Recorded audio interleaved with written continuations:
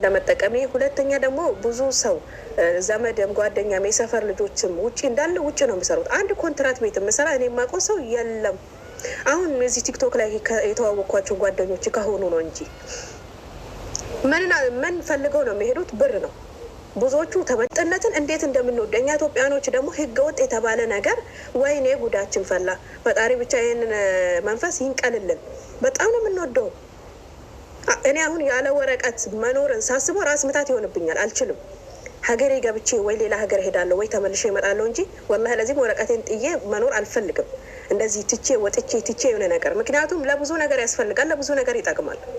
ነፃነትን ስታስቡ፣ የውስጥ ሰላምን መረጋጋትን ስታስቡ፣ በሰላም መኖርን ስታስቡ ግዴታ ወረቀት ይኖራችኋል። ዱባይ ውስጥ ደግሞ ወረቀት ያለው ሰው ከዚህ ሀገር ዜጋ እኩል ይኖራል። እኩል እንደ ሌላው አረብ ሀገር አሁን ንግድ ራሱ መነገድ ብዙ እንትኖች ይጠይቃል። እዚህ ሀገር ግን እንደዛ አይደለም። ዱባይ ለየት ትላለች ከተለያዩ አረብ ሀገራቶች አንዳንድ ነገራቶችን እንትስል ማለት ነው። ለማንኛውም ስትወጡ ጓደኛሽ ውጭ ስለምትሰራ ዘመድሽ ወይ እህትሽ ወይ የሆነ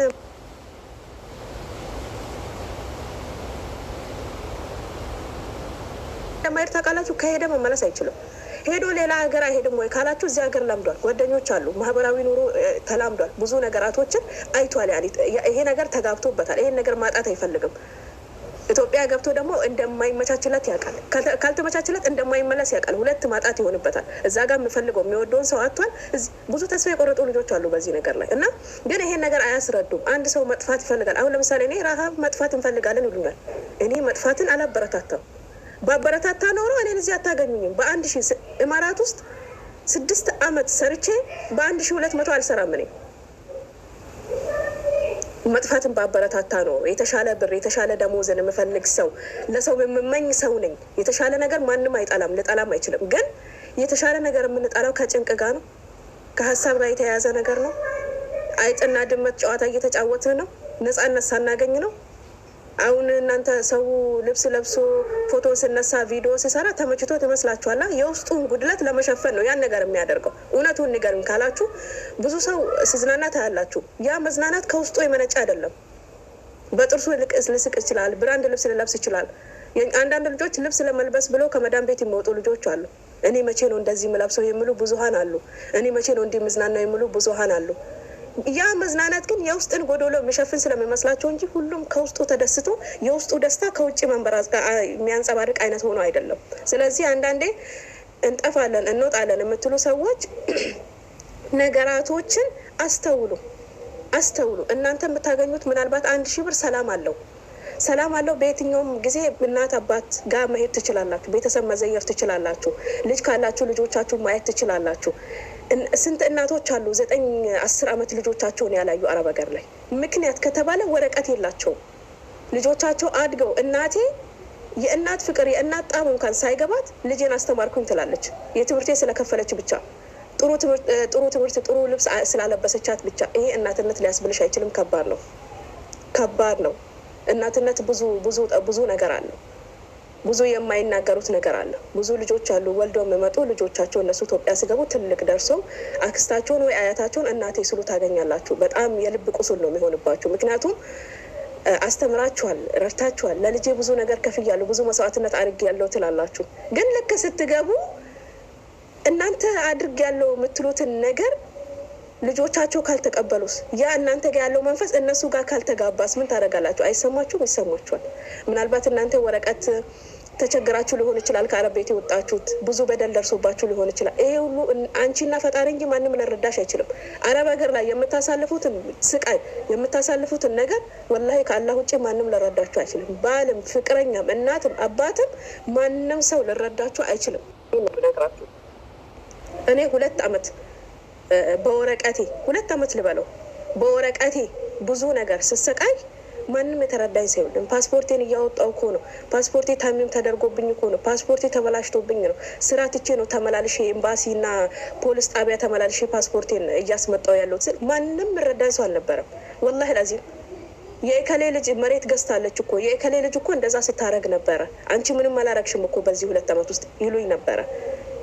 ካላህ ውጪ ማንም የተረዳኝ ሰው አልነበረም ላችሁ ፈልጌ ነው። ስለዚህ አንዳንዴ እናንተ በሆናችሁት ልክ እናንተ ባሳለፋችሁት ልክ ማንም ሊረዳችሁ አይችልም። በእናንተ ቦታ ሆኖ ልላችሁ የምፈልገው ነገር ሰው ስላላችሁ ብቻ ሰው ስለነገራችሁ ብቻ የሆነ ነገር በቃ አሽሙንሙኑ አሸብርቆ ሰው ስለነገራችሁ ብቻ ለአንዱ የተሳካ ህይወት ለአንዱ ላይ ይሳካ ይችላል እኮ። አንዱ የሆነ በትንሽዬ ብር ነግዶ ትልቅ ቦታ ሲደርስ አንዳንድ ሰው በትልቅ ብር ትልቅ ስራ ጀምረው አይሳካላቸውም፣ ይከስራሉ።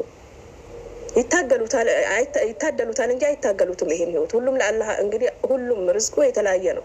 አላህ ለአንዱ የሚሰጠው ርዝቅ የተሻለ ሊሆን ይችላል። ለአንዱ ደግሞ አላህ አዱንያ ላይ ሊፈትኖች ምንም ብሰራ የማይሳካላት ሰው አለ፣ ግን በአክራ ይሳካላታል ይሆናል። በአላህ ፊት ጠንካራ ከሆነ ሰብረኛ ከሆነ ይሳካላታል በአክራ። ግን አንዳንድ ሰው ለአንዱ ስለተሳካ ለአንዱ ይሳካል በምለው በጣም ይጨረጭራል። እኔ ብዙ ከኋላ የመጥተው ብዙ ነገር ያደረጉ ልጆች አሉ፣ የሰፈር ልጆች። ወላሂ ለዚህም አይሰማኝም ብላችሁ ታምናላችሁ? አላህ ሸሂድ ነው። ሚዲያ ላይ ስለሆነ አይደለም። እኔ የሚዲያ ተጠቃሚ ሆኜ ብዙ ጓደኞች ኖረኝ ይኸው 6 ዓመት ኢማራት ላይ ሆኜ በ1200 ነው የምሰራው። ምግብ እየሰራው ጽዳት እየሰራው ልጅ እየጠበኩኝ። ምግብ አልሰራም አላልኩም፣ ጽዳት ከሰራሁኝ ልጅ አልይዝም አላልኩም። ሁሉንም ምክንያቱም ያልፋል በምለው የአንዱ ህይወት ለአንዱ ሊሆን አይችልም። ምግብና ጽዳት አንድ ላይ 1200 ራሃ የምል ሰው አይጠፋም። ይሄማ ድንዝዝነት ነው። ይሄማ የሆነ ነገር ነው እንዴ።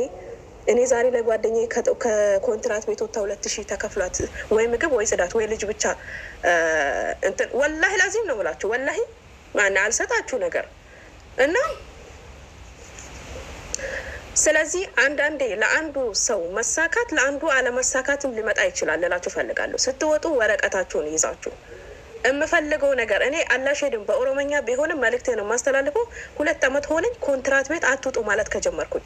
ሰሞኑን ወላሂ ላዚም ሰላምዬ 1200 ነው የሚከፈለኝ። እሱንም ሙሉ ልብሴን ራሴ ገዝቼ ጽዳት ጸጉሬን ምናምን ከሳሙና ጀምሮ ራሴ ገዝቼ እንደዚህ ውጪ ስንወጣ ምግብ ከራሴ ብር ገዝቼ አላህ ሻሂዴን ነው የምላችሁ። ወረበል ከአባ ሁሉንም በራሴ ብር ገዝቼ 1200 4 ዓመቴን ልጨርስ 3 ወር ቀረኝ።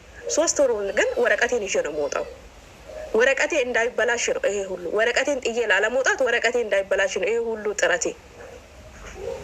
አልሐምዱሊላህ ረብል ዓለሚን አልሐምዱሊላህ ረብል ዓለሚን አላ ኩል ሀል።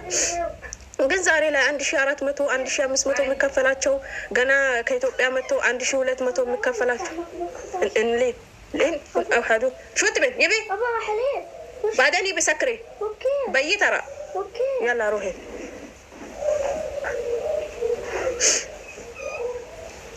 እና አንዳንድ ልጆች ገና ከኢትዮጵያ እንደመጡ ራሱ 1200 ነው የሚከፈላቸው ገና በጅማሬ 2 ዓመት ሲጀምሩ ራሱ። እና እሱ ራሱ አሁን እኔ አክስቴ ልጅ ምሳሌ ልስጣችሁ 1200 ብር ነው የሚከፈላት። ከኢትዮጵያ ከመጣች 2 ወሯ ነው። ቁጥሬን አፈላልጋ አስጠፊኝ ትለኛለች።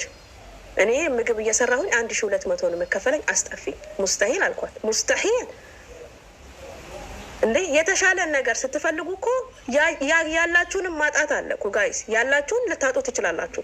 አንዳንድ የተሻለ ነገር ስትፈልጉ በምን አይነት መንገድ ነው የተሻለ ነገር የምትፈልጉት? ውጪ 1000 ቢሆንም እማትያ ውጪ እያንዳንዷን ስቴፕ በደረጃ እያስረዳሽ እያንዳንዷን ኃላፊነት ትወስጃለሽ። መጥፎም አለ ጥሩ ብሎ የሚያስወጣሽ ሰው የለም። ትለብሻለሽ፣ እረፍታለሽ። ከሰዎችሽ የምትገቢበት ቦታ ካልተስማማሽ ቦታ ትቀይሪያለሽ። በግዴታ የሚያሰራሽ ሰው የለም። ብዙ በጣም ዋሽተው ጨማምሮ የሚነግሩሽ ነገር አለ። ያ እነሱ ያሉበት ገሃነም ውስጥ ገብተሽ እስክትቀምሺ ድረስ አይነግሩሽም እውነታውን። እኔ አይቼዋለሁ እኮ የውጭ ኑሮ። እኔ እኮ ያለ ወረቀት ሰርቻለሁ፣ አይቼዋለሁኝ። ለእኔ አዲስ ነገር አይደለም።